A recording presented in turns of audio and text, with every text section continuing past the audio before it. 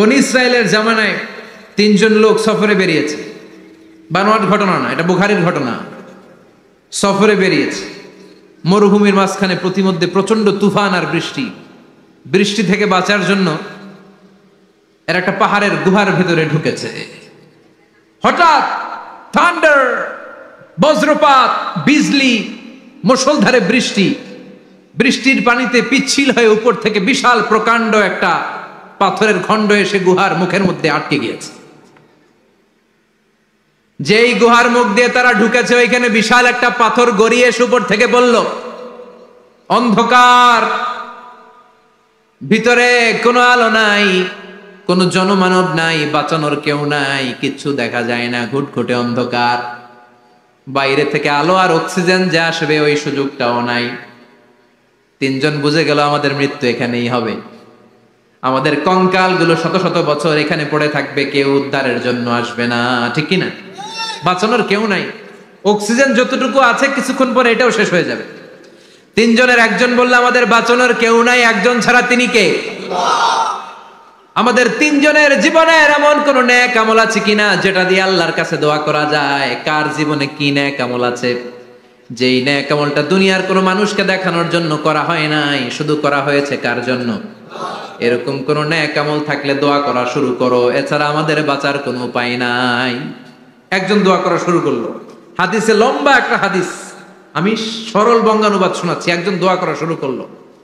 একজন বলতে শুরু করলো, আল্লাহুম্মা কানা লি আবাওয়ান শাইখান কাবীরান, ও আল্লাহ, আমার বৃদ্ধ বৃদ্ধা মা বাবা ছিল, আমি পেশায় ছিলাম রাখাল, প্রতিদিন রাখালগিরি করার পরে, ছাগলের দুধ দহন করার পরে যখন বাসায় ফিরে আসতাম, সবার আগে আমি আমার আব্বা আম্মারে দুধ খাওয়াতাম। আব্বা আম্মাকে দুধ খাওয়ানোর পরে আমার সন্তানদের মুখে, আমার স্ত্রীদের মুখে আমি দুধ তুলে দিতাম। একদিন আমার আসতে দেরি হয়ে গেল, এসে দেখি আব্বা আম্মা ঘুমিয়ে গেছে। দুধের বাটি নিয়ে আমি আব্বা আম্মার মাথার সামনে দাঁড়িয়ে রইলাম। মনে মনে ভাবলাম, আব্বা আম্মা যখন ঘুম থেকে জাগবে, আব্বা আম্মারে আগে আমি দুধ খাওয়াবো, তারপরে ছেলে মেয়েরে খাওয়াবো, স্ত্রীদেরকে খাওয়াবো। দাঁড়িয়ে রইলাম। আমার ছেলে মেয়েরা এসে আমার কাছে বললো, আব্বা খাবার দাও। আমি দেই নাই। ক্ষুধার জ্বালায়, ক্ষুধার যন্ত্রণায় পাগল পড়া হয়ে আমার কলিজার টুকরা ছেলে মেয়েগুলো আমার পায়ের মধ্যে পড়ে কাঁদতে লাগলো, আব্বা একটু দুধ দাও, ক্ষুধা লেগেছে। ও আল্লাহ, আমি দেই নাই। ফজর পর্যন্ত দাঁড়িয়ে রইলাম। ফজরের সময় যখন আব্বা আম্মা ঘুম থেকে উঠলেন, সবার আগে আব্বা আম্মারে দুধ খাওয়ালাম, তারপরে ছেলে মেয়েদের মুখে তুলে দিলাম। ও আল্লাহ, ও আল্লাহ, ওই দিনে সারা রাতটা আমি দাঁড়িয়ে আব্বা আম্মার জন্য যে দাঁড়িয়েছিলাম, দুনিয়ার কাউরে দেখানোর জন্য নয়, শুধু তোমারে খুশি করার জন্য। ওই রাতের ইবাদতটা যদি তোমার কাছে পছন্দ হয়, ফাফাররিজ আন্না মা নাহনু ফি, আজকে যেই বিপদে আমরা আছি, বিপদ থেকে তুমি বাঁচাও। বলার সাথে সাথে 1/3, 1/3 পাথরটা ডান দিকে সরে। সুবহানাল্লাহ পড়বেন না? এবার বাইরে থেকে আলো আসতে শুরু করেছে, অক্সিজেন ঢুকতে শুরু করেছে, তাদের মনের মধ্যে স্বস্তি ফিরে এসেছে। এবার দ্বিতীয় জন দোয়া শুরু করলো, আল্লাহ, আমার এক চাচাতো বোন ছিল, এত সুন্দরী, আমার জীবনে এত সুন্দরী নারী আমি দেখি নাই, এত সুন্দরী নারী। ওয়া কুনতু উহিব্বুহু বিআশাদ্দি মা ইউহিব্বুর রিজাল আন নিসা, একজন পুরুষ একজন নারীকে যত ভালোবাসতে পারে আমি ঠিক ততটা ভালোবাসতাম আমার এই সুন্দরী কাজিনকে, চাচাতো বোনকে। কিন্তু আমার মনের কথা আমার চাচাতো বোনরা আমি বুঝাতে পারি নাই। একদিন লজ্জা শরমের মাথা খেয়ে চাচাতো বোনরা আমি বললাম, তোরে আমি বড্ড ভালোবাসি, একান্তে আমি তোরে চাই। চাচাতো বোন বলল, এত এত স্বর্ণ মুদ্রা যেদিন জমাতে পারবা ওই দিন আমারে পাবা। এবার আমি স্বর্ণ মুদ্রা জমাতে লাগলাম। জমাতে জমাতে জমাতে জমাতে বছর শেষে স্বর্ণ মুদ্রার থলে নিয়ে চাচাতো বোনের হাতে দিলাম। চাচাতো বোন আমার অপকর্মে রাজি হয়ে গেল। গোপন একটা রুমের ভেতরে আমরা ঢুকলাম, দুইজনেই জামা কাপড় খুলে নেকেড হলাম, জিনা করব, পাপ কাজ করব। একেবারে ফাইনাল ডেস্টিনেশন আমরা চলে গেলাম। পাপ কাজ যখন আমরা শুরু করব, ইন দা মিন টাইম আমার চাচাতো বোন আমার ডেকে বলে, ও আমার চাচাতো ভাই, ইত্তাকিল্লাহ, ইত্তাকিল্লাহ, আল্লাহরে ভয় কর, আমার সতীত্ব নষ্ট করে দিস না। আল্লাহ ওই মুহূর্ত থেকে ফিরে আসা কোনো পুরুষের পক্ষে সম্ভব ছিল না। ইত্তাকিল্লাহ, এই বাক্যটা শুনে, তোমার আওয়াজ শুনে আমার কলিজার মধ্যে কাঁপুনি ছুটে গিয়েছে। তোমার নাম শুনে আমি আর ধৈর্য ধারণ করতে পারি নাই। চিৎকার মেরে জামা পেড়ে ওই ঘর থেকে বের হয়ে গেলাম। ও আল্লাহ, শুধুমাত্র কেবলমাত্র একমাত্র তোমার ভয়ে ওই দিন আমি আমার চাচাতো বোনের সাথে পাপ কাজে লিপ্ত হই নাই। আল্লাহ রে, ওই দিনের আমলটা যদি তোমার দরবারে কবুল হয়ে থাকে, আজকের বিপদের দিনে তুমি আমাদের বাঁচাও। বলা মাত্রই এই দোয়া আল্লাহর কাছে এত কবুল হয়েছে, কারণ আল্লাহর ভয় এটা পৃথিবীর সবচেয়ে বড় ইবাদত। চিল্লায় বলেন ঠিক কিনা? যাদের হৃদয়ে আছে আল্লাহর ভয়, তারা কভু পথ ভুলে যায় না।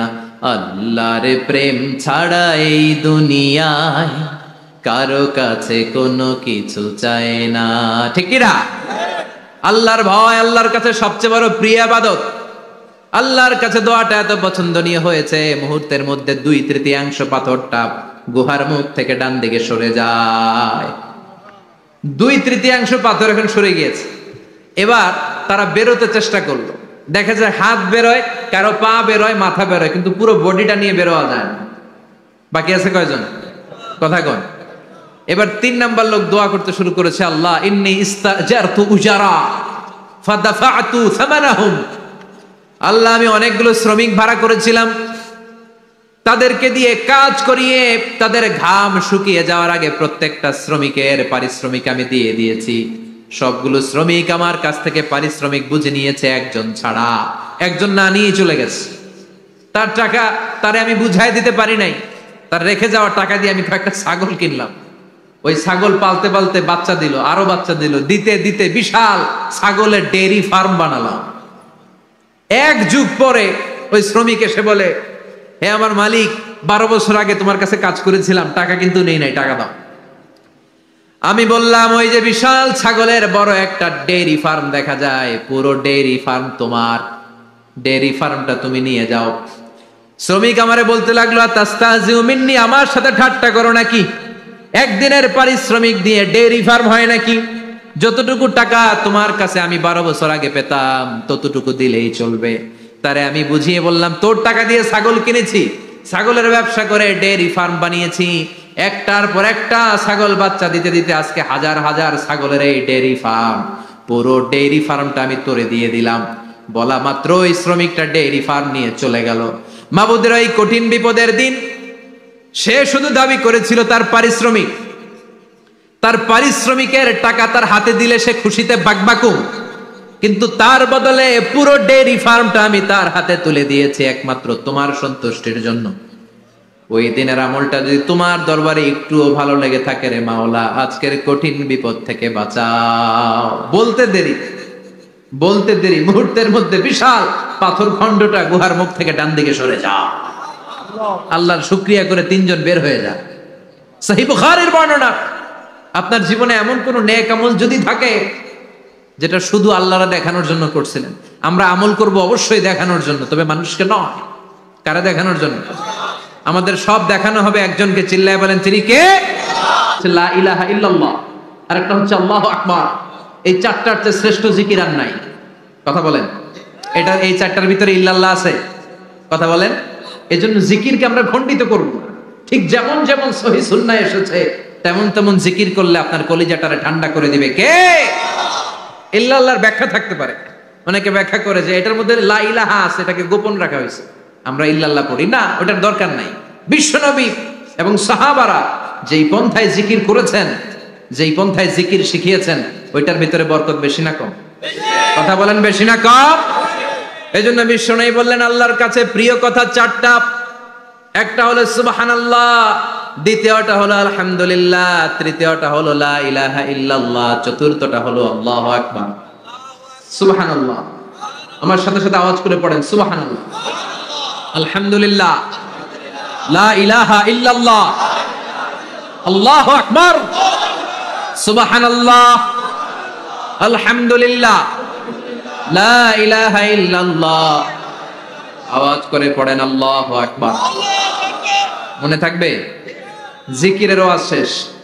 এগুলোর চেয়ে শ্রেষ্ঠ জিকির নাই। সবচেয়ে শ্রেষ্ঠ জিকির লা ইলাহা ইল্লাল্লাহ, সবচেয়ে শ্রেষ্ঠ কালিমা আল্লাহর কাছে এই 4টা। একটু খেয়াল করে দেখেন, এই প্রতিটা জিকিরের মধ্যে আমার আল্লাহর নাম আছে না নাই? সুবহানাল্লাহ আছে না? আলহামদুলিল্লাহ, লা ইলাহা ইল্লাল্লাহ, আল্লাহু আকবার। আল্লাহ ছাড়া, আল্লাহর নাম থাকবে না, যেই শব্দের মধ্যে ওই সমস্ত নাম আর হুই হুই হুই হুই এগুলো দিয়ে কোনো জিকির করা যাবে। আবার আব্দুল্লাহ ইবনে আমর ইবনুল আস বর্ণনা করেন, বিশ্বনবী যখন জিকির গুলো করতেন, আমি বিশ্বনবীকে দেখেছি বিশ্বনবীর আঙ্গুলের কড়ায় জিকির গুনতেন। সুবহানাল্লাহ পড়েন। দেখতেছেন আমার হাত দেখা যায়, দেখা যায়, দেখা যায়। রাআইতুন নাবিয়্যা, আব্দুল্লাহ ইবনে আমর ইবনুল আসের বর্ণনা, রাআইতুন নাবিয়্যা ইয়াকিদু তাসবিহা বিয়ামিনিহি, আমি বিশ্বনবীকে ডান হাতের গিড়ার ভেতরে তাসবিহ গুনতে শুনেছি, তাসবিহ গুনতে দেখেছি। সুবহানাল্লাহ পড়েন। এখন আমরা লম্বা তাসবিহ ছড়া নেই না, এটা জায়েজ, কিন্তু শ্রেষ্ঠ হচ্ছে হাতের গিড়ায় গণা। এই প্রতিটা গিড়া in the day of judgement আপনার পক্ষে সাক্ষী দিবে। মনে থাকবে কিভাবে গুনবেন? বা হাতে না ডান হাতে? ডান হাত উঁচু করেন সবাই, এইভাবে। নামাজ শেষ আল্লাহু আকবার পড়ে 3 বার ইস্তেগফার পড়ে গণা শুরু, এইভাবে সুবহানাল্লাহ, ঠিক আছে? এরপর আলহামদুলিল্লাহ, এরপর আল্লাহু আকবার। সবাই রাজি তো? সবাই রাজি? আল্লাহ তুমি কবুল করো। আরো জোরে পড়েন আমিন। তাহলে আমরা তাওবার পদ্ধতি জানলাম, কেন আমরা ইস্তেগফার পড়বো জানলাম, এরপরে জিকিরের খুঁটিনাটি জানলাম। এবার কেমন করে আল্লাহর কাছে দোয়া করবো এটাও জানার দরকার আছে না নাই? বিশ্বনবী বললেন আর দোয়া মুখুল ইবাদা, দোয়া হলো ইবাদতের নির্যাস। যে দোয়া করে না সে কিছুই করে না। তিরমিজির আরেক বর্ণনায় বিশ্বনবী বললেন আর দোয়া হুয়াল ইবাদা, দোয়াটাই হলো ইবাদত, দোয়াটাই ইবাদত। ধরেন আমি দোয়া করা শুরু করলাম, এটাই ইবাদত। নামাজ যেমনি ইবাদত, জিকির যেমনি ইবাদত, হজ করা যেমনি ইবাদত, দোয়া করাটাও। এজন্য প্রতি নামাজের শুরুতে দোয়া আছে না নাই? সূরাতুল ফাতিহার আরেক নাম সূরাতুদ দোয়া, দোয়ার সূরা। আমরা প্রত্যেকবার সূরা ফাতিহা যখন পড়ি আমরা পড়ি ইহদিনাস সিরাতাল মুস্তাকিম। সবাই পড়েন ইহদিনাস সিরাতাল মুস্তাকিম। ও আল্লাহ আপনি আমাদেরকে সরল সঠিক পথ দেখান। পড়েন আমিন। ও আল্লাহ show us the right path, show us the correct path, show us the middle path. আল্লাহ মধ্যম পন্থা দেখান, মাঝামাঝি রাস্তাটা দেখান, সিরাতুল মুস্তাকিম দেখান। আমাদেরকে রাস্তা দেখায় কে? কথা বলেন না। আমরা যদি পথ ভুলে যাই পথ দেখায় দেয় কে? আমি যদি কোনদিন পথে ভুলে যাই হাত ছানি দিয়ে কাছে নিও, মমতার বন্ধনে আমায় বেঁধে সব ভুল ক্ষমা করে দিও। আমি যদি কোনদিন পথ ভুলে যাই হাত ছানি দিয়ে কাছে নিও, মমতার বন্ধনে আমায় বেঁধে সব ভুল ক্ষমা করে দিও। আমি যদি কোনদিন পথ ভুলে যাই, পড়েন, হাত ছানি দিয়ে কাছে নিও, মমতার বন্ধনে আমায় ডেকে সব ভুল ক্ষমা করে দিও। চিল্লায় পড়ে না আমি আর জোরে আমিন। এজন্য বিশ্বনবী বললেন যে দোয়া বাদ দিল তার সব বাদ। কারণ দোয়া দিয়ে নামাজ শুরু, দোয়া দিয়ে সব শুরু, দোয়াটাই হলো ইবাদত। চিল্লায় বলেন ঠিক কিনা?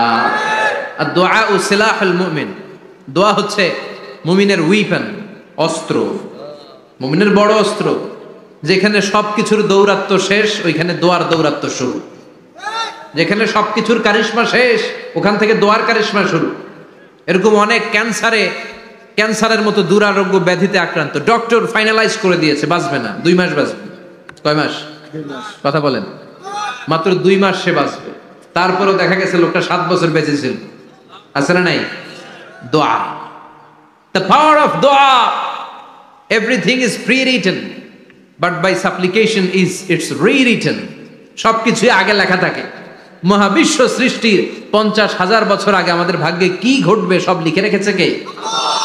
সব অপরিবর্তনীয়। কিন্তু এই তাকদিরেরও কিছু জিনিস আল্লাহ চেঞ্জ করে দেয় দোয়ার বরকতে। এজন্য দোয়া করার দরকার আছে না নাই? মায়ের কাছে দোয়া চাবেন, মায়ের দোয়া আল্লাহ ফেরায় না। মজলুম ব্যক্তির দোয়া আল্লাহ ফেরায় না। মুসাফিরের দোয়া আল্লাহ ফেরায় না। যিনি রোজা রেখে দোয়া করেছেন তার দোয়া আল্লাহ ফেরায় না। এজন্য বেশি বেশি আল্লাহর কাছে দোয়া করতে রাজি আছেন তো? কিন্তু দোয়াটা হইতে হবে সিনসিয়ার, একনিষ্ঠ দোয়া। অনেকে দেখবেন দোয়াও করে ওদিকেও তাকায় আছে, জুমার নামাজে প্রায় হয় বিশাল দোয়াও করতেছে, আবার এদিকে আছে না নাই? আবার দোয়াও করে মোবাইলও টিপে, কথা কন। আবার আমরা আলোচনা শেষে দোয়াও করি, পোলাপাইন সেলফিও তোলে, আছে না নাই? সিনসিয়ারিটি নাই। আপনার কি পরিমাণে সিনসিয়ারিটি আছে এটার উপর ডিপেন্ড করবে আপনার দোয়া কবুল হবে কি হবে না। একজন দোয়া করলে মুহূর্তে কবুল, চোখ বন্ধ করলে আল্লাহর আরশে চলে যায়, মদিনার সাথে ওর কানেক্টিভিটি বেড়ে যায়, আল্লাহর সাথে কানেক্টিভিটি বেড়ে যায়, সে ফিল করে সে আল্লাহর সাথে কানেক্ট হয়ে গিয়েছে। আর আরেকজন দোয়ার মধ্যে খুঁজে কিছু পায় না, আছে না নাই? দুই দোয়ায় পার্থক্য আছে না, কথা কন। এজন্য সম্মানিত ভাইরা, দোয়াই যখন করবেন সিনসিয়ারলি করবেন, কানেক্টিভিটিটাকে স্ট্রং করার চেষ্টা করবেন। সিনসিয়ার দোয়া is like a missile. Missile নাম শুনছেন? হামলা করে না, মিসাইল হামলা করেছে ইসরায়েল, শোনেন নাই? মারলে একেবারে ধ্বংস করে যায় সব। এই মিসাইল হামলা, ড্রোন হামলা, এগুলো লক্ষ্য বস্তু ভেদ করে ভয়ঙ্কর ভাবে, ইঞ্চি ইঞ্চি, মাইক্রো ইঞ্চি মেপে মেপে এমন ভাবে এই বোমাটা মারবে, ঠিক জায়গা মতো এটা ফিট হয়ে যাবে। তেমনি দোয়ার মতো আপনি যদি দোয়া করতে জানেন, একনিষ্ঠতার সাথে সিনসিয়ারিটি সাথে যদি দোয়াটা করে ফেলতে জানেন, এই দোয়া মুহূর্তে আল্লাহর আরশে যেয়ে নক করবে। সুবহানাল্লাহ পড়েন। আর মুমিনের দোয়া কখনো ফেরত যায় না, দোয়া করলেই মুমিনের দোয়া কবুল করে নেয় কে? আপনি জীবনে যত দোয়া করছেন সব কবুল। All of your supplications are accepted. Whatever you have supplicated to your Lord, যাই চেয়েছেন সব কবুল। অনেকে বলে হুজুর এটা একটা কথা কইলেন, সব দোয়া বুঝি কবুল? কত দোয়া করলাম, জীবনে কত কিছু চাইছি, কই কিছুই তো দেয় নাই। এরকম আছে না নাই? অনেকে বলে হুজুর কত চাইলাম আল্লাহ আমার দিল না। 5টা আল্লাহ মেয়ে দিয়েছে, একটা ছেলের জন্য কাবাঘর ধরেও দোয়া করে আসছি, হাজরে আসওয়াদ ধরে দোয়া করে আসছি, মুলতাজামে দোয়া করে আসছি, আরাফাতের ময়দানে দোয়া করছি, কই আল্লাহ দিল না। আর আপনি ওয়াজে কোন যত দোয়া করছেন সব কবুল করে নিছে কে? কন্ট্রাডিক্ট হয়ে গেল না? আমি বললাম সব দোয়া কবুল, আর আপনারা কইতেছেন কই কত কিছু তো পাই নাই। আল্লাহর দোয়া কবুল করার 3টা পদ্ধতি আছে। কয়টা? আপনাদের জিমানি আসছে? কথা শুনতেছেন তো? 3টা পদ্ধতিতে তিনি দোয়া কবুল করেন। চিল্লায় বলেন কয়টা? আপনি দোয়া করা মাত্রই আল্লাহ দোয়াটা অ্যাকসেপ্ট করে নেয়। আল্লাহ বলে accepted, rejected he never shed your সাপ্লিকেশন is rejected. তোমার দোয়া রিজেক্ট করে দিলাম, এটা আল্লাহ কখনো বলে? সুবহানাল্লাহ পড়বেন না? দোয়া করা মাত্রই কবুল করে কে? তবে 3টা পদ্ধতিতে করে। চিল্লায় বলেন তো কয়টা? যখনই যা চাইবেন আল্লাহ বলে দেব দেব দেব, দেব না কখনো বলে না। 3 পদ্ধতিতে কবুল হয়।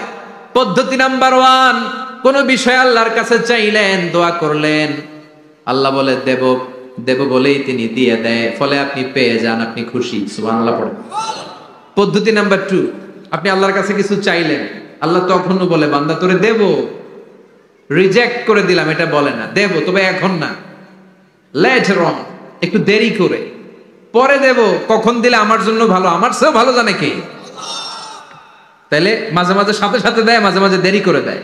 পদ্ধতি নাম্বার 3, আল্লাহর কাছে দোয়া করলেন, আল্লাহর কাছে কায় মনোবাক্যে চাইলেন, তখনও আল্লাহ বলে বান্দা আমি দেব, তুই নিরাশ হইস না, তবে এখন দেব না, দেরি যেদিন বিপদে পড়ে যাবি ওই দিন দেব। যেদিন পিতা সন্তানরে চিনে না, সন্তান পিতারে চিনবে না, পীর সাহেব মুরিদরে চিনবে না, মুরিদ পীর সাহেবরে চিনবে না, মুসল্লি ইমাম সাহেব চিনবে না, ইমাম মুসল্লি চিনবে না, নেতা কর্মী চিনবে না, কর্মী নেতারে চিনবে না। চিল্লা এখন ঠিক কিনা? কেউ কাউরে চিনবে না, কেউ কাউর কোনো উপকারে আসতে পারবে না। ওই কঠিন দিনে তোরে আমি দেব রে গোলাম। তাহলে এই যে এতগুলা দোয়া ছোটবেলা থেকে আনটিল টুনাইট, এর রাত পর্যন্ত যে দোয়াগুলো আল্লাহর কাছে করছেন, লস হয়েছে? চিল্লায় বলেন লস হয়েছে না লাভ? লস না লাভ? আল্লাহ বলে গোলাম চা বেশি বেশি দোয়া কর, উজিবু দাওয়াতাদ দাঈ ইযা দাআন।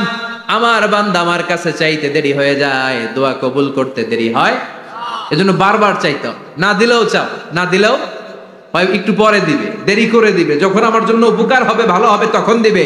তা না হলে কিয়ামতের ময়দানে দিবে। চিল্লায় বলেন ঠিক কি না? বেশি বেশি দোয়া করবেন, সবার জন্য করবেন, নিজের জন্য করবেন, ফ্যামিলি মেম্বারসদের জন্য করবেন, শুভাকাঙ্ক্ষীদের জন্য করবেন, শত্রুদের জন্য বেশি করবেন, হেটার্স যারা আছে ওদের জন্য বেশি দোয়া। আল্লাহ যেন এগুলোর হেদায়েত দেয়। ইসলাম বিরোধী যারা এদের জন্য দোয়া, হিন্দু বন্ধু থাকলে এদের জন্য দোয়া, হেদায়েতের দোয়া। ঠিক কিনা? সবাই সবার জন্য দোয়া করেন। অনেকে কয় হুজুর আমি আরেকজনের জন্য করবো কেন, হ্যাটটা হ্যাঁ করবো, আমার দোয়া আমি করব, আছে না নাই? না, আপনি তার জন্য করবেন। আপনি যদি আপনার ভাইয়ের জন্য দোয়া করেন, ফেরেশতারা বলে ওয়ালাকা বিমিসলিন, মানে আল্লাহ সে তার ভাইয়ের জন্য যে দোয়া করলো এই দোয়াটা আগে তার জন্য তুমি কবুল করে নাও। আপনি যদি দোয়া করেন আল্লাহ আমার ভাই অসুস্থ, তুমি তারে সুস্থ করে দাও, ফেরেশতারা বলে আল্লাহ যেই লোকটা দোয়া করলো তার মধ্যে যদি কোনো রোগ থাকে আগে তারে সুস্থ করে দাও, পরে বাইরে। ফেরেশতাদের দোয়া কবুল করে নেয় কে? আল্লাহ। আপনার দোয়া কবুল হইতেও পারে নাও হইতে পারে, কিন্তু ফেরেশতারা আল্লাহর কাছে দোয়া করলে এটা কবুল হবে না? আপনি যদি দোয়া করেন আল্লাহ আমার ভাইয়ের আর্থিক অবস্থা খুব খারাপ, তারে ধনী বানিয়ে দাও, ফেরেশতারা বলে ওয়ালাকা বিমিসলিন, ও আল্লাহ এই দোয়াকারী তার ভাইয়ের জন্য যেই দোয়াটা করেছে আগে তার জন্য দোয়াটা কবুল করে নাও। সুবহানাল্লাহ পড়ো। এজন্য বেশি বেশি দোয়া করতে রাজি আছেন? বারবার চাই, সকালে বিকালে দুপুরে রাতে শীতকালে গ্রীষ্মকালে সব সময় আমরা দোয়া করব কার কাছে? আল্লাহর কাছে। বারবার চাইলে আল্লাহ খুশি হয়ে যায়, বারবার না চাইলে আল্লাহ রেগে যায়। দুনিয়ার সিস্টেমের একেবারে বিপরীত। আমি যদি এই ভাইয়ের কাছে কোন একটা বিষয় নিয়ে আজকে যাই, ভাই আমারে 1000 টাকা দেন, বিপদে পড়ছি, দিল 1000 টাকা, নেন, বিপদ সারা উদ্ধার হবে। এক সপ্তাহ পরে আবার ভাইজান বড় বিপদে আছে, 1000 টাকা, তারপরে উনি লজ্জায় করে দিবে, আসছে যখন দেই। পরের সপ্তাহে আবার মিয়া সাহেব 1000 টাকা, ওই দিন বলবে ভাই 1000 নাই 500 নিয়ে যান, কথা কন। এর পরের মাসে যদি বলি ভাই বিপদে পড়ছি, দিবে নাকি? লাঠির বাড়ি আছে না নাই? প্রতি সপ্তাহে সপ্তাহে তোমার বিপদ, কথা কন। তার মানে এই দুনিয়ার সিস্টেম হচ্ছে একটা বিষয় নিয়ে বারবার কারো কাছে যাওয়া যায় না, চাওয়া যায় না, শরম লাগে, কথা কন। কিন্তু আল্লাহর সিস্টেমটা একেবারে উল্টো। আল্লাহর কাছে বারবার না চাইলে তিনি রেগে যায়। তিরমিজির বর্ণনা, ইন্নাহু মান লাম ইয়াসআলিল্লাহ ইয়াগদাব আলাই, যে ব্যক্তি কোনো বিষয় নিয়ে বারবার আল্লাহর বিরক্ত করে না তার উপর আল্লাহ রেগে যায়। আর বারবার চাইতে যে লোকটা আল্লাহরে বিরক্ত করতে চায় তার উপর আল্লাহ খুশি হয়ে যায়। এজন্য চাবেন আল্লাহর কাছে আজকে থেকে, চাবেন দোয়া করলে যে কবুল হয় বিশ্বাস হয় মুসলমান। নেক আমলের ওসিলা দিয়ে দোয়া কবুল হয়। আপনার জীবনে যদি কোনো নেক আমল থেকে থাকে, যে নেক আমলগুলো আপনি আল্লাহর সন্তুষ্টির জন্য করেছেন, আমি আজকের মাহফিল আল্লাহর নামে একটা কসম কেটে বলে যাই, ওয়াল্লাহি আল্লাহর কসম করে আমি আপনাদের বলছি, আপনার জীবনের এমন কোন নেক আমল যদি থাকে যে আমলটা শুধুমাত্র কেবলমাত্র আপনি আল্লাহকে খুশি করার জন্য করেছিলেন, ওই নেক আমলের ওসিলা দিয়ে দোয়া করতে দেরি হবে, দোয়া কবুল হতে দেরি হবে। বিশ্বাস হয়? সন্দেহ লাগছে মনে হয়? বিশ্বাস হয় সবার? নেক আমলের ওসিলা, ওই নেক আমলটা শুধুই হয়েছে কার জন্য? চোখের পানি ছাড়ছিলেন এক রাতে আল্লাহর ভয়ে, কাউরে দেখানোর জন্য না, ওই নেক আমল। রাত্রিবেলা হেঁটে যাচ্ছিলেন মসজিদের পাশ দিয়ে, দেখলেন দান বাক্স লেখা, কেউ নাই, কচকচে 500 টাকার নোট বের করে ঢুকাই দিছিলেন। এটা হচ্ছে শুধু আল্লাহরে দেখানোর জন্য নেক আমল, ঠিক কিনা? আল্লাকা সিররুন ইনদাল্লাহ বাইনাকা আনতা ওয়া বাইনাল্লাহ, আল্লাকা সাদাকাতুন তাখফা লা ইয়ালামুহা ইল্লাল্লাহ, আল্লাকা সিররুন ইনদাল্লাহ বাইনাকা আনতা ওয়া বাইনাল্লাহ, আল্লাকা সাদাকাতুন তাখফা লা ইয়ালামুহা ইল্লাল্লাহ। সুবহানাল্লাহ পড়েন। আল্লাকা সিররুন ইনদাল্লাহ, তোমার আর তোমার রবের মাঝে গোপন কিছু আছে কি যেটা আল্লাহ ছাড়া কেউ জানে না? তোমার কি কোনো গোপন দান আছে কি যেটা আল্লাহ ছাড়া কেউ দেখেনি? সুবহানাল্লাহ পড়েন। এমন কোন আমল যে আমলটা আপনি করেছিলেন শুধু আল্লাহর খুশির জন্য, ওই আমলের ওসিলা দিয়ে দোয়া করলে কবুল করবে কে? বিশ্বাস হয়? এজন্য রাব্বুল আলামিন বলেন ইয়া আইয়ুহাল্লাযীনা আমানু তুবু ইলাল্লাহি তাওবাতান নাসুহা, ও গোলাম তওবা করো, তওবার মতো তওবা করলে তোমাদের জিন্দেগীর সব গুনাহ মাফ করে দিবে কে? কুল ইয়া ইবাদিয়াল্লাযীনা আসরাফু আলা আনফুসিহিম লা তাকনাতু মির রাহমাতিল্লাহ ইন্নাল্লাহা ইয়াগফিরুয যুনুবা জামিআ ইন্নাহু হুয়াল গফুরুর রহিম। সুবহানাল্লাহ পড়েন। আল্লাহ ডেকে বললেন, গোলাম যারা জুলুম করেছো, নফসের উপর জুলুম করেছো, অন্যায় করেছো, পাপ করেছো, আমার রহমত থেকে নিরাশ হয়ো না। ক্ষমার মতো ক্ষমা চাইলে আমি তোমার জিন্দেগীর সব গুনাহ ক্ষমা করে দিতে পারি। চিল্লায় বলেন ঠিক কিনা? এজন্য মুমিন কখনো নিরাশ হয় না। আবার আল্লাহ বললেন, লা তাইআসু মির রাউহিল্লাহ, আমার রহমত, আমার দয়া, আমার ভালোবাসা থেকে নিরাশ হয়ো না। ইন্নাহু লা ইয়াইআসু মির রাউহিল্লাহি ইল্লাল কওমুল কাফিরুন, কাফির ছাড়া, গাদ্দার ছাড়া, মুনাফিক ছাড়া আমার রহমত, আমার দয়া, আমার ভালোবাসা থেকে কোনো মুমিন নিরাশ হতে পারে। Never lose hope, never give up, never give up, কখনো আশা ছাড়া যাবে না। নেভার লুজ হোপ, কখনো নিরাশ হওয়া যাবে না। মুমিন কখনো নিরাশ হতে পারে? আপনি কত পাপ করেছেন, আপনি কত অন্যায় করেছেন, আপনি কত ভুল করেছেন, আপনি নিজের উপরে কত জুলুম করেছেন। আপনার পাপ, অন্যায় আর গুনাহগুলো যদি হয় খালের পানির সমান, বিলের পানির সমান, জেনে রাখবেন আল্লাহর দয়া হলো সাগরের পানির সমান। আমাদের পাপ আর অন্যায় যদি হয় পাহাড়ের সমান, আল্লাহর দয়া আকাশের সমান। আমাদের পাপ আর অন্যায় যদি হয় আকাশের সমান, আল্লাহর দয়ার ভালোবাসা হলো তার আরশের সমান। ঠিক কি না? কত পাপ আপনি করেছেন, চোখের পানি ছেড়ে জায়নামাজটা বিছিয়ে আল্লাহর কাছে ক্ষমা চান। চাওয়ার মতো চাইলে সব গুনাহ মাফ করে দিতে পারে কে? এজন্য রাব্বুল আলামিন বলেন, গোলাম তওবা কর। তওবাকারীদেরকে পছন্দ করে কে? বিশ্বনবীর আগের গুনাহ মাফ, পরের গুনাহ মাফ। বিশ্বনবীর জীবনে কোনো গুনাহ নাই, তারপরেও বিশ্বনবী বলেন, ওয়াল্লাহি লা আস্তাগফিরুল্লাহ ওয়া আতুবু ইলাইহি ফিল ইয়াউমি আকসার মিন ৭০ মাররা, আমি প্রতিদিন আল্লাহর কাছে ৭০ বারেরও বেশি তওবা করি। পাপ নাই, কোনো গুনাহ নাই, মাসুম নবী, তারপরেও বিশ্বনবী প্রতিদিন তওবা আর ইস্তিগফার করতেন কয়বার? ৭০ বার। আপনি পড়েন কয়বার? আমি পড়ি কয়বার? পাপহীন নবী, মাসুম নবী যদি ৭০ বারেরও বেশি তওবা করে, আমাদের করা দরকার কয়বার? কথা বলেন। এজন্য সাইয়েদনা আদম আলাইহিস সালাম ভুল করেছে, আমরাও ভুল করি। সাইয়েদনা আদম আলাইহিস সালামকে আল্লাহ ক্ষমা করে দিয়েছেন, আমাদেরকেও ক্ষমা করে দিবে কে? আল্লাহর দয়া, আল্লাহর ভালোবাসা, আল্লাহর করুণা যে কত বিশাল আমাদের কোনো ধারণাই নাই। আল্লাহ ভালোবাসাকে তৈরি করে ১০০ টুকরা করলেন। এক টুকরা ভালোবাসা পৃথিবীর সবার মাঝে ঢেলে দিলেন, আর ৯৯ টুকরা ভালোবাসা আল্লাহ তাআলা নিজের মধ্যে রেখে দিলেন। ওই এক টুকরা ভালোবাসার ছিটে ফোটা পেয়ে আমাদের মধ্যে ভালোবাসার ঠেলা কি দেখছেন? এক টুকরা না দিয়ে যদি আল্লাহ ২০ টুকরা দিত, যদি ৫০ টুকরা দিত, তাহলে প্রতিদিনই ১৪ই ফেব্রুয়ারি হয়ে যেত। কথা বলেন। দয়া, আমার রহমত, আমার ভালোবাসা ছাড়া কশিন কালেও কেউ জান্নাতে ঢুকতে পারবে? আল্লাহ তখন তারে বলবেন, উদখুলুল জান্নাতা বিরাহমাতি, go to the paradise with my mercy, আমার দয়ায় এখন তুমি জান্নাতে ঢুকে যাও। চিল্লায় পড়েন সুবহানাল্লাহ। এজন্য মানুষ মাত্রই ভুল হবে, অন্যায় হবে। ভুল করা, পাপ করা, অন্যায় করা এটা দোষের কিছু না, কিন্তু পাপের উপর স্থায়ী থাকা হলো দোষের। ঠিক কিনা? শয়তান ভুল করেছে, অন্যায় করেছে, সাথে সাথে যদি শয়তান তওবা করতো, ইবলিস রেও মাফ করে দিত কে? কিন্তু সে মাফ চায় নাই। শয়তান আর ইনসান, এই দুইয়ের মধ্যে মৌলিক পার্থক্য হচ্ছে এটা, শয়তান পাপ করে পাপের উপর স্থির থাকে, আর আমরা পাপ করে মাফ চাই কার কাছে? আমাদের জন্য মাফ চাওয়ার দরজা খোলা আছে না নাই? সকালে গুনাহ করছি, দুপুরে মাফ করে দিবে কে? দুপুরে পাপ করছি, রাতে মাফ চাইলে ক্ষমা করে দিবে কে? 24/7 সব সময় এই মাফ চাওয়ার দরজাটা খোলা আছে না নাই?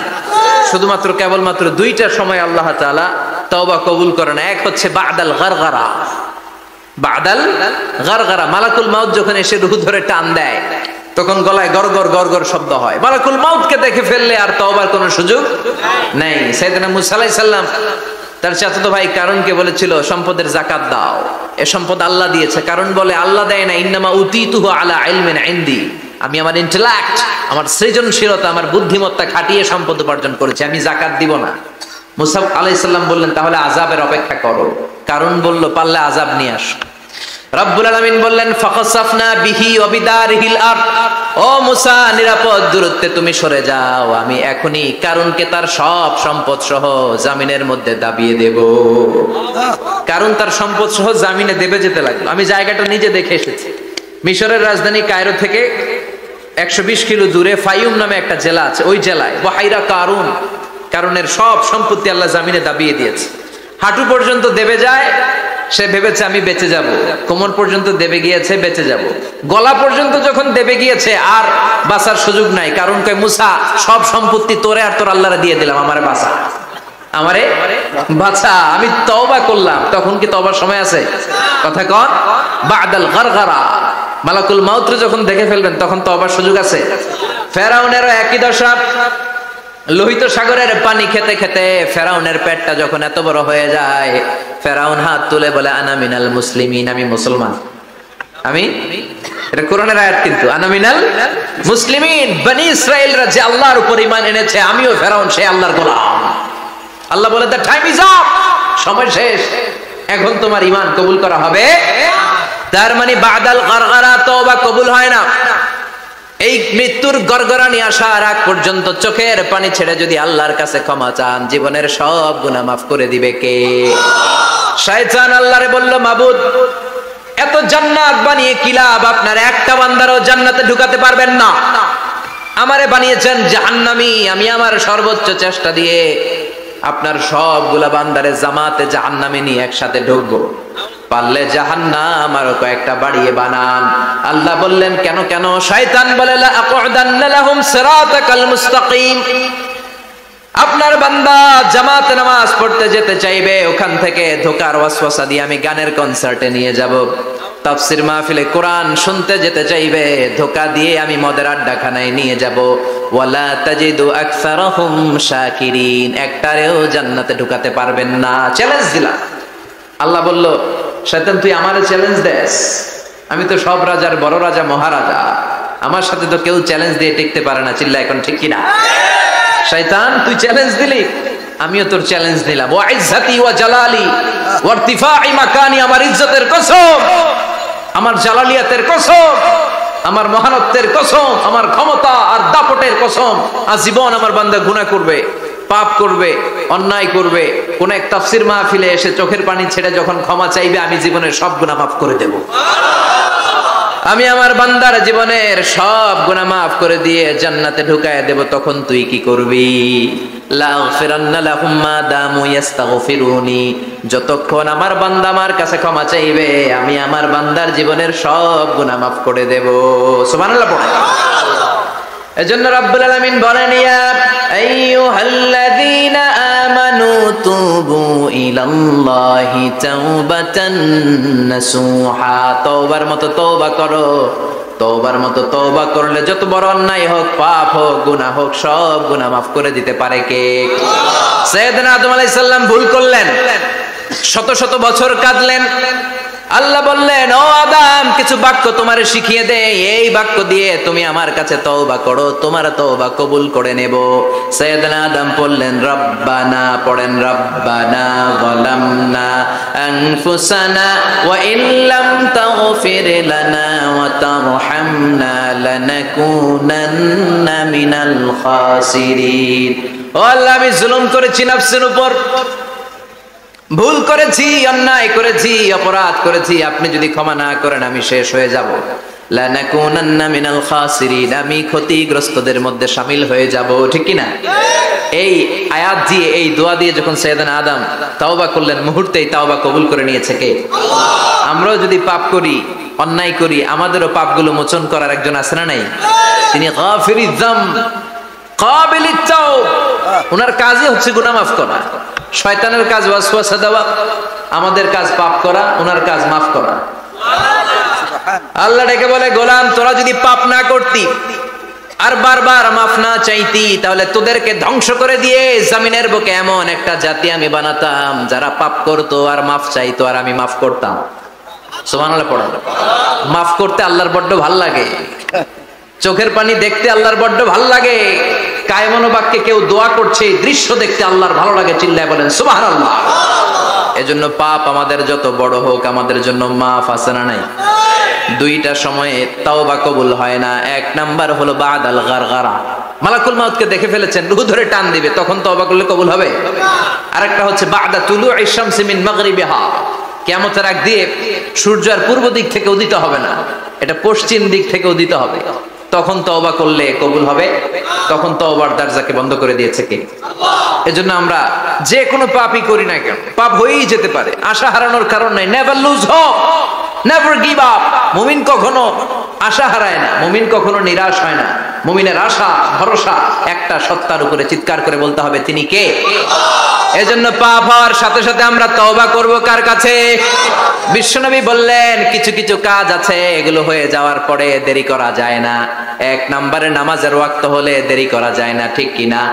সালাত কায়েম করো, সালাত কায়েম করো, হবে সম্মানী তুমি, হবে জান্নাতি তুমি, হবে সম্মানী তুমি, হবে জান্নাতি তুমি, দিবে কাল হাসরে শীতল ছায়া আরশে আজিম, রব্বিয়াল আলা, রব্বিয়াল আযীম, রব্বিয়াল আলা, রব্বিয়াল আযীম। সুবহানাল্লাহ পড়েন।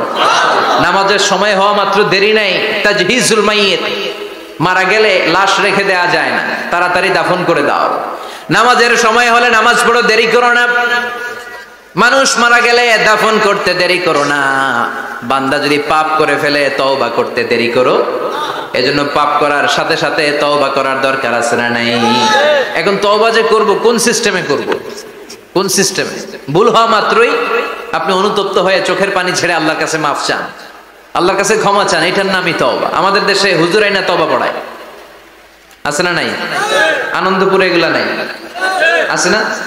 কয় ইমাম সাহেবরে নিয়ে আয়, খতিব সাহেবরে নিয়ে আয়, হাফেজ সাহেব হুজুরের নিয়ে আয়, তওবা পড়া না। তওবা পড়ানো লাগে না, আপনার নিজের তওবা আপনি নিজেই পড়বেন। আপনি অনুতপ্ত হয়ে চোখের পানি ছেড়ে আপনার আল্লাহরে ডাক দেন, ডাক দেয়া মাত্র তিনি সাড়া দিবে, চিল্লায় বলেন ঠিক কিনা? উলামায়ে কেরামরা তওবার 5টা শর্ত আরোপ করেছে। এই 5টা শর্তের আলোকে যদি তওবা করেন মুহূর্তের মধ্যেই তওবা কবুল করে নেবে কে? আল্লাহ। এক নাম্বার শর্ত হচ্ছে আল ইকরা, acknowledgement. You have to acknowledge that you are the great sinner in the world. এই পৃথিবীর সবচেয়ে বড় পাপী। 5টা শর্তের এক নাম্বার হচ্ছে আপনি স্বীকার জান, আল্লাহ আমার চেয়ে বড় পাপী আকাশের নিচে জমিনের উপরে দ্বিতীয়টা নাই। এমন কোন পাপ নাই যে আমি করি নাই, আমার চেয়ে নাদান, আমার চেয়ে পিশাচ, আমার চেয়ে বড় পাপী দ্বিতীয়টা কেউ। অ্যাকনলেজ ইউর সিন, আপনি আপনার পাপগুলো স্বীকার করেন। নাম্বার 1। নাম্বার 2, আন-নাদাম, repentance. You have to be repentant for what you have committed from sins. যে পাপ করেছেন এই পাপের জন্য আপনি লজ্জিত হন। আপনি নিজেকে আল্লাহর কাছে ছোট করে পেশ করেন, আল্লাহরে ডেকে বলেন আল্লাহ আমি আপনার গোলাম, গোলামের ঘরের গোলাম, বান্দির ঘরের গোলাম, আমারে মাফ করে দেন, আমি লজ্জিত, আমি অনুতপ্ত। তাহলে 1 নম্বর শর্ত আপনি ঘোষণা দেন যে আপনি পাপ করেছেন। 2 নম্বর শর্ত আপনাকে অনুতপ্ত হতে হবে যে আল্লাহ আমি পাপ করে ফেলেছি। 3 number, you have to stop what you have committed. যে পাপ আপনি শুরু করেছেন এটা বন্ধ করে দেন। আপনি সুদের জন্য সুদ খাইছেন, আল্লাহর কাছে তওবা করলেন, আবার সুদ খাওয়া চালিয়েও যাচ্ছেন, এই তওবা কবুল হবে? সুদ খাওয়া আগে বন্ধ করেন। আপনি ঘুষ খেয়েছেন, এই ঘুষ খাওয়ার কারণে আপনি আল্লাহর কাছে তওবা করলেন কিন্তু ঘুষ খেয়েই যাচ্ছেন, এই তওবা কবুল হবে?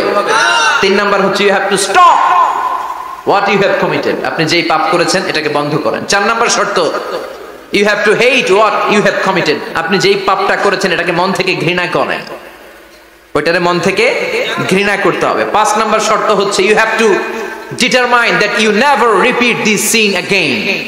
আল্লাহর কাছে ওয়াদা দেন, কমিটমেন্ট দেন যে আল্লাহ পারতপক্ষে আমার জীবনে আর এই কাজটা করব। এই 5টা শর্তের আলোকে তওবা করলে কবুল করবে কে? আল্লাহ। 1 নম্বরে স্বীকার জান আল্লাহ আমি পাপী। 2 নম্বরে অনুতপ্ত হন। 3 নম্বরে পাপ কাজটা বন্ধ করে দেন। 4 নম্বরে ওই পাপ কাজটাকে মন থেকে ঘৃণা করেন। 5 নম্বরে আল্লাহর কাছে ওয়াদা দেন আর জীবনেও এই পাপ করব না। এই 5টা শর্তের আলোকে যদি তওবা করেন আপনার তওবা কবুল করে নিবে কে? আল্লাহ। এজন্য যত পাপ যত অন্যায় আমরা করি না কেন আমাদের এই পাপগুলো অন্যায়গুলো ক্ষমা করার একজন আছে না নাই? তিনি কে? আল্লাহ। এজন্য সব সময় তওবা করতে রাজি আছেন তো? প্রতিদিন শত শতবার তওবা করতে রাজি আছেন? প্রতিদিন শত শতবার ইস্তেগফার পড়তে রাজি আছেন? বিশ্বনবী প্রতিদিন 70 বারেরও বেশি ইস্তেগফার করতেন। শুধু টয়লেটে যে মুহূর্তে থাকতেন ওই মুহূর্তে পড়তেন না, টয়লেটে ঢুকার মুহূর্তে বিশ্বনবী ইস্তেগফার পড়তে পারতেন না, তাই টয়লেট থেকে বেরোয়েই তিনি ইস্তেগফার করতেন। তিনি পড়তেন গফরানাক। কি পড়তেন? গফরানাক মানে হলো আস্তাগফিরুল্লাহ। গফরানাক মানে কি? গফরানাক মানে আল্লাহ আমি আপনার ক্ষমা চাই, মানে আস্তাগফিরুল্লাহ। আবার বিশ্বনবী বলতেন মান লাযামাল ইস্তিগফার জাআলাল্লাহু লাহু মিন কুল্লি দিকিন মাখরাজা। যে ব্যক্তি সব সময় ইস্তেগফারের সাথে লেগে থাকে তাকে সব সময় বিপদ থেকে মুক্তি দিবে কে? আমাদের জীবনে বিপদ আছে না নাই? কত ধরনের বিপদ! যে কোনো সময় অসুস্থ হয়ে যেতে পারি, যে কোনো সময় দুর্ঘটনার কবলে পড়তে পারি,